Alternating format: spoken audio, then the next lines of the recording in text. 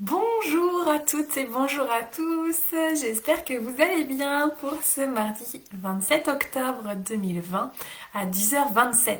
Visiblement j'aime le 27. Je vous laisse arriver tranquillement, me dire un petit coucou quand vous arrivez, me dire comment vous allez, comment vous vous sentez à l'approche de cette pleine lune bleue qui arrive. Cette grande lune bleue qui nous arrive, qui s'accompagne de Samin, d'Halloween, appelez ça comme vous voulez, mais qui a pour conséquence, quelque part, de venir nous secouer encore un peu plus dans nos retranchements et qui va nous demander d'être encore plus à l'écoute de ce qui se joue en nous pour nous délester de ce qui nous sert plus et surtout nous enrichir de choses qui sont beaucoup plus légères pour nous. C'est bien hein, la dichotomie entre léger, enrichissement. Bref, je vous laisse arriver tranquillement. Aujourd'hui, j'avais envie de vous parler d'un truc que j'ai appris ce week-end sur notre neurobiologie et notamment sur le système réticulé activateur. Alors, c'est quoi le lien entre l'attraction, la manifestation et l'être? Eh bien, je vais vous expliquer tout ça. Pour que vous puissiez en fait comprendre comment ça fonctionne et comment vous fonctionnez et comment vous pourriez vous écouter par la suite pour savoir manifester encore plus dans votre vie si c'est possible pour vous et si vous avez envie en fait d'être plus attentif à ce qui se joue au travers de ce que vous vivez.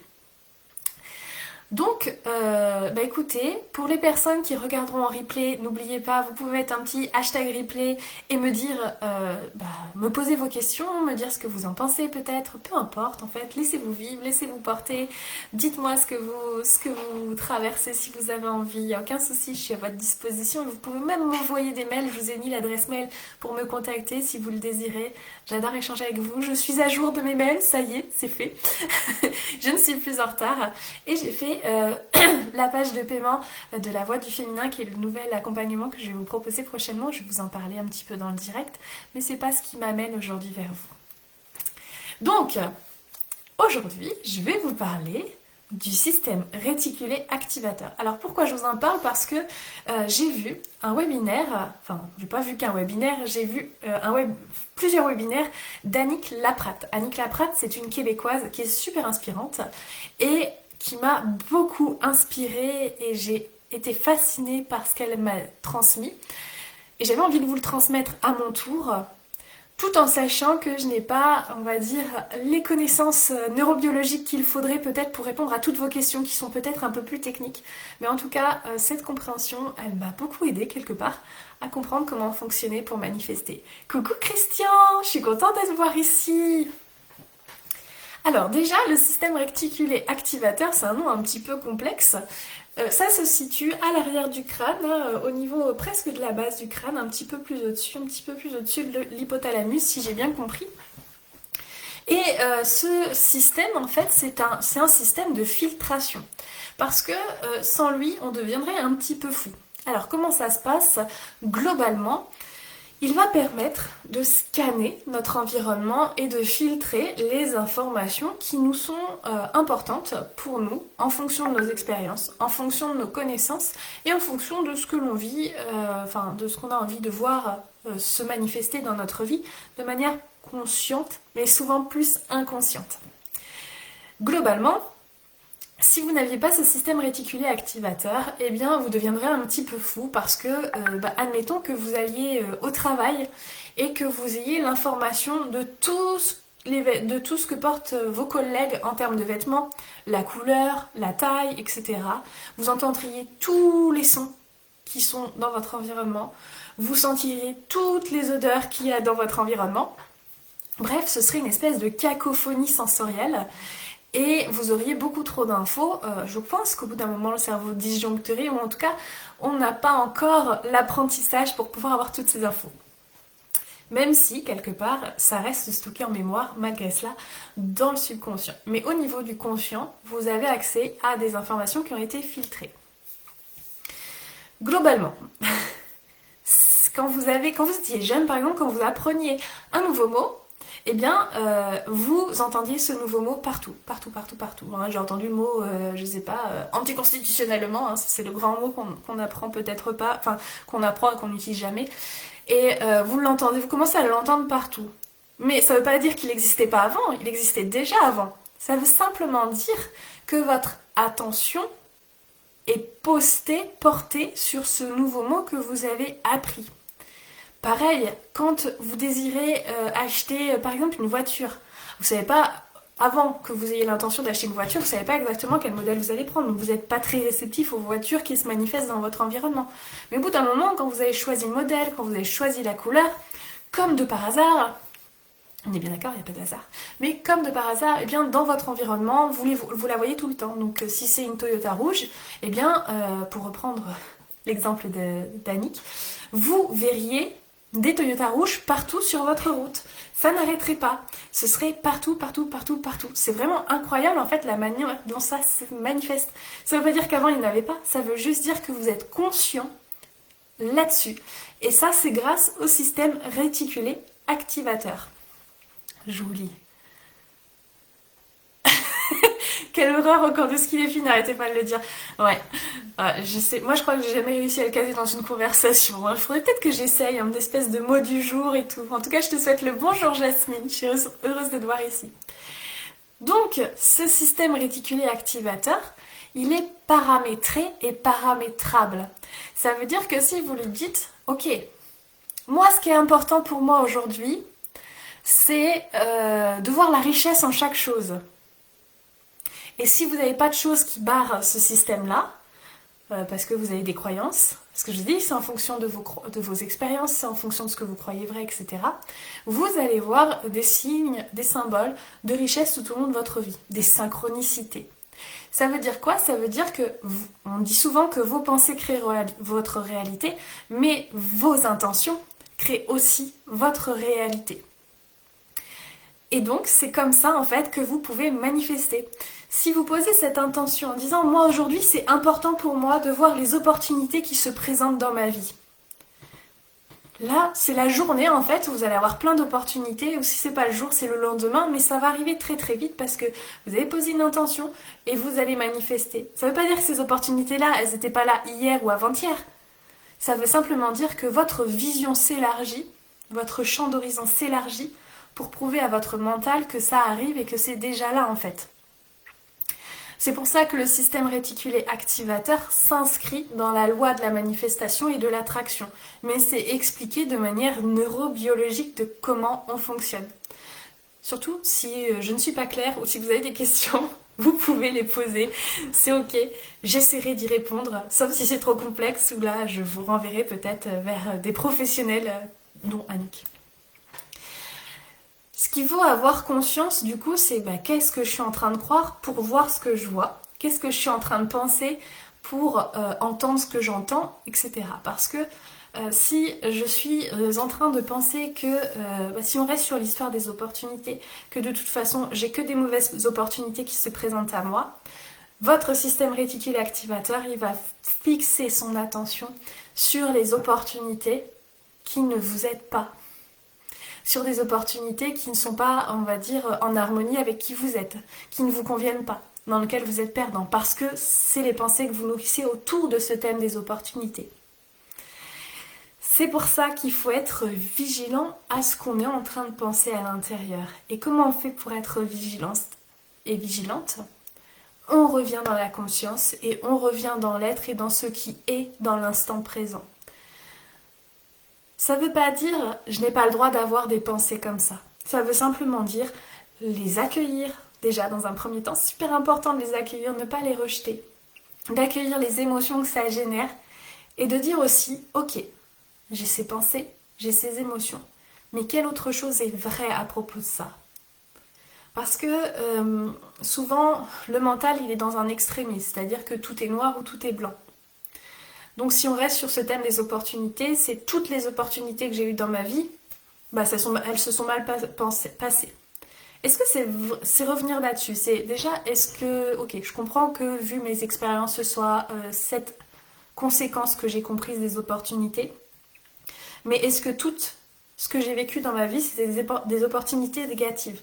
Vous pouvez remonter à l'enfance, c'est pas grave, mais c'est juste pour montrer en fait à votre mental qu'il est en train de se tromper et qu'il y a autre chose de possible. Et donc du coup, eh bien, peut-être que vous allez ouvrir une opportunité supplémentaire dans votre champ des possibles pour vous ouvrir à quelque chose d'encore plus magique. Et au fur et à mesure, en fait, vous allez pouvoir encore agrandir votre champ d'horizon, agrandir votre champ de vision et manifester des choses qui sont beaucoup plus porteuses pour vous. C'est vraiment important en fait de prendre conscience de ce qui se joue en soi à chaque instant. Alors des fois, on n'a pas conscience tout le temps de ses pensées et c'est ok. C'est de voir que, oh, ah là, je me sens pas bien. Je me sens pas bien. Mais pourquoi je me sens pas bien? D'ailleurs, c'est quoi pas se sentir bien? C'est quelle émotion que je suis en train de ressentir? Est-ce que c'est de la tristesse? Est-ce que c'est de la nostalgie? Est-ce que c'est de la culpabilité? Est-ce que c'est de la colère? Ok, on va nommer l'émotion. On l'accueille. Elle est là. Et pourquoi? Quelles sont les pensées qui ont créé cette émotion? Parce que j'ai que des mauvaises opportunités. Ouais, bah ouais. Tu vois, encore un exemple là? Bah oui. De toute façon, je te l'avais dit, c'était déjà comme ça. C'est votre discours intérieur qui fait ça. Et là, vous avez la chance de l'observer. Et là, vous allez pouvoir avoir la chance de le reparamétrer et de lui dire stop. C'est pas ça que j'ai envie de vivre. Je veux vivre autre chose. Alors le stop, c'est important parce que du coup, votre cerveau fait ah. Attends, elle a dit stop. Elle a dit stop. Et c'est qu'est-ce qu'il y a d'autre de possible? C'est à vous de trouver en fait votre champ des possibles, ce que vous pouvez penser, croire vrai au sujet d'un même thème, mais qui ouvre, qui donne davantage de positivisme sur cette vision biaisée des choses. Et vous pouvez prendre des exemples dans votre vie ou dans les personnes qui vous inspirent pour vous montrer que bah non, la vie elle n'est pas faite que de mauvaises opportunités, parce que y a des personnes qui saisissent des trucs de fou et que vous aimeriez bien vivre des choses comme elles. Même si c'est un tout petit peu pour commencer. Parce que petit à petit, l'oiseau fait son nid. Est-ce que je suis claire ou est-ce que y a des zones d'ombre qu'il faudrait éclairer, éclaircir? Je vous laisse me dire. Je sais pas, j'ai une bouteille d'eau. Voilà.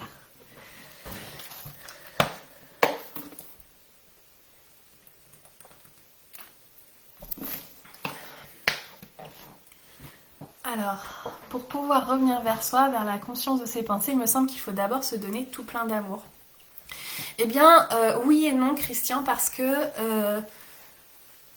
quand on est dans la tristesse ou dans la peur,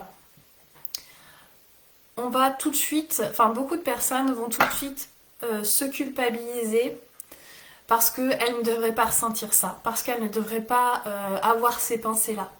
Donc du coup, elles vont rentrer dans un processus d'autoflagellation où je culpabilise.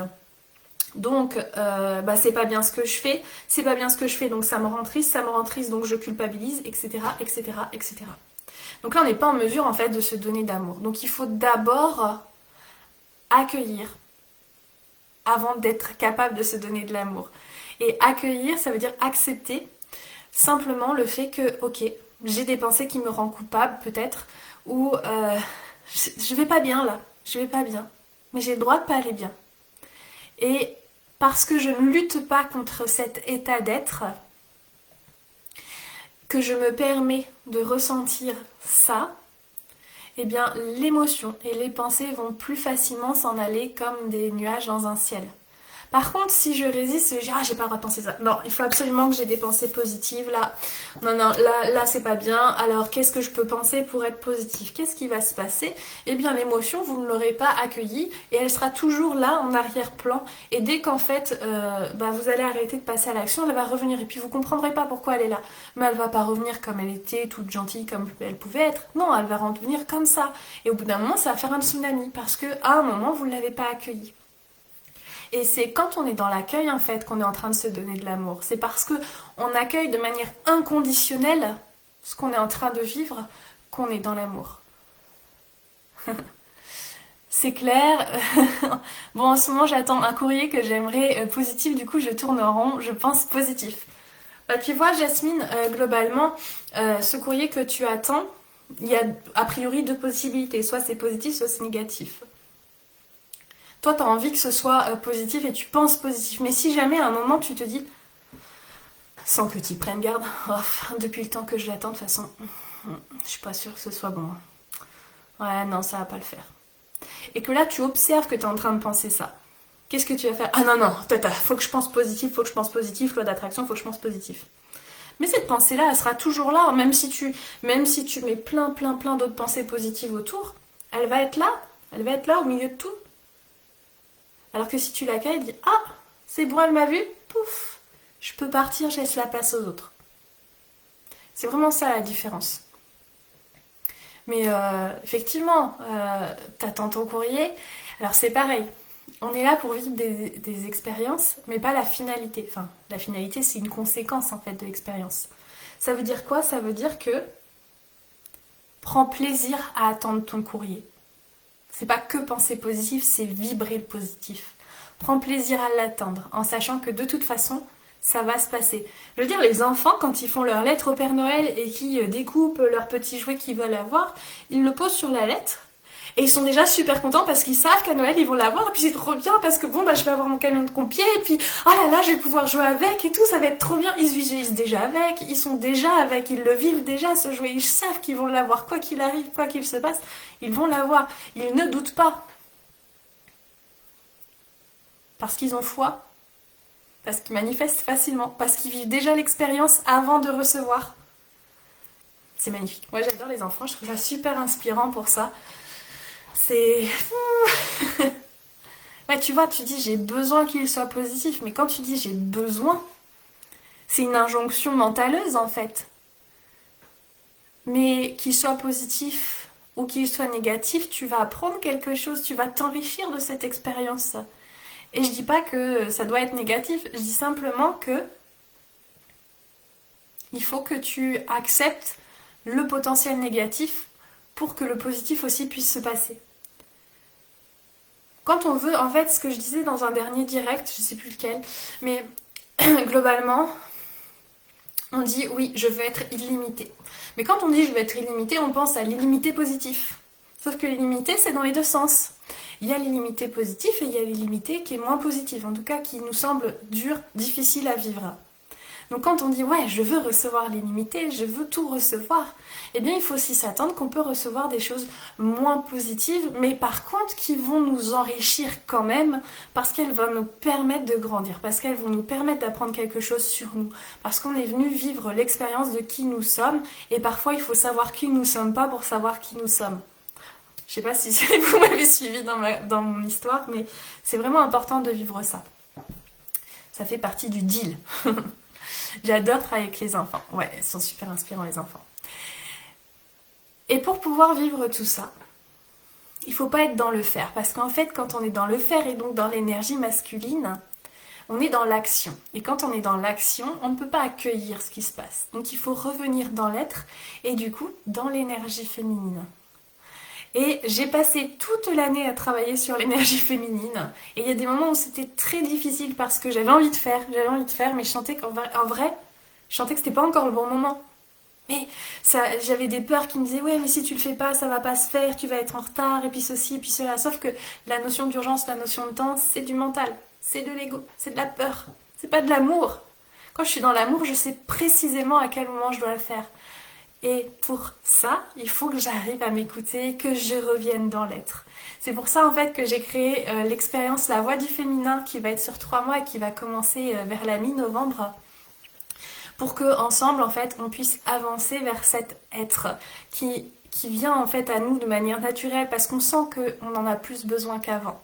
On sent que le régime, on va dire patriarcal ou en tout cas l'ère masculine, elle est en train de basculer pour nous permettre de ressentir davantage, pour nous reconnecter avec nous-mêmes. Que ce soit des situations confortables ou inconfortables, ça va être important de l'accueillir et de l'aimer, quel que soit ce qui vient en fait. Et c'est plus je travaille ça, cet accueil et cet amour, et plus je transforme la réalité qui est la mienne, mais qui est aussi celle de mes proches. Et de fil en aiguille, plus je suis comme ça, plus je suis inspirante aussi. Plus je suis inspirante, plus je permets à d'autres d'être inspirés. Et à leur tour, ils deviennent inspirants, etc., etc. Et c'est comme ça qu'on est en train de changer la nouvelle Terre. C'est comme ça qu'on fait notre petit part de colibri. Mais le changement commence toujours à l'intérieur de soi. Oui, l'accueil est primordial, le oui à ce qui est, l'émotion, etc. Cela n'empêche pas que je crois d'accueillir en soi le petit personnage et de le chérir tendrement. Mais carrément, mais oui.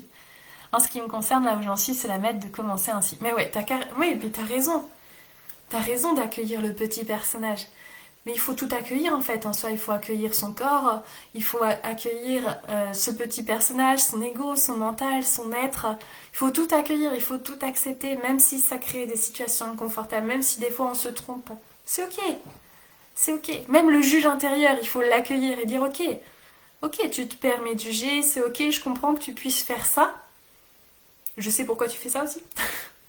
Mais bon, moi, je t'aime que tu juges pas, je t'aime. Donc tu sais, t'as pas forcément besoin de te comparer ou de faire des comparaisons pour que tu puisses exister. Même comme ça, je t'aime. Bref, c'est vraiment... Et même quand je suis pas dans l'amour, enfin je veux dire, même quand je suis dans la peur, je suis quand même... même si j'ai peur, bah, j'aime cette personne qui a peur. J'aime cette part de moi qui a peur parce qu'elle me rend parfaitement humaine. Parce que ça fait partie de mon humanité.